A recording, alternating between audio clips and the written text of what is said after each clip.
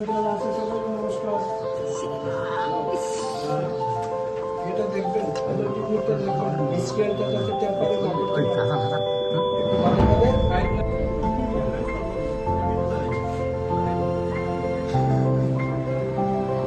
Vote চলছে। জনগণ কোথাও জনগণ আছেন, কোথাও একটু হালকা আছে। তো এর মধ্যেই যে বিষয় দুটো নজরে এসছে, এটা হচ্ছে দুটা পুলিং স্টেশনে বনবাড়ি ভাগ্যপুর গাঁওসভা পুলিং স্টেশন 6 এবং ডিবিআই দুটো কেন্দ্রেই আমাদের এজেন্টকে ঢুকতে বাধা দেয়।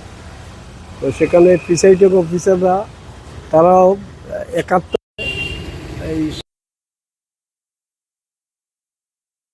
তখন নেই, আরও সেক্টর অফিসার তখন তারা এটা বলে যে এটা ঠিক হয়নি, এদেরকে ঢুকতে দেওয়া যায়। ঢুকছে ভোটিং শুরু হওয়ার আগে।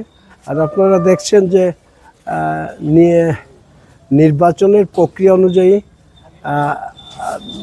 ভোটিং চলাকালীন সময় ভোটিং কমপ্লেক্সের ভেতরে সেখানে কোনো মিডিয়ার সাথে কোনো বাইট দেওয়া, কোনো আলোচনা করা নিষিদ্ধ।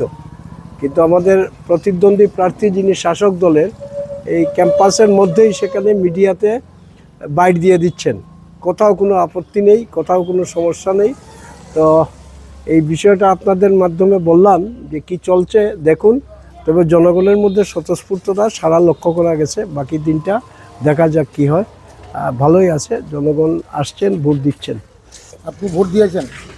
না, আমি ভোট দিইনি, ভোট দেবো 11টা 11:30 ভোট দেবো।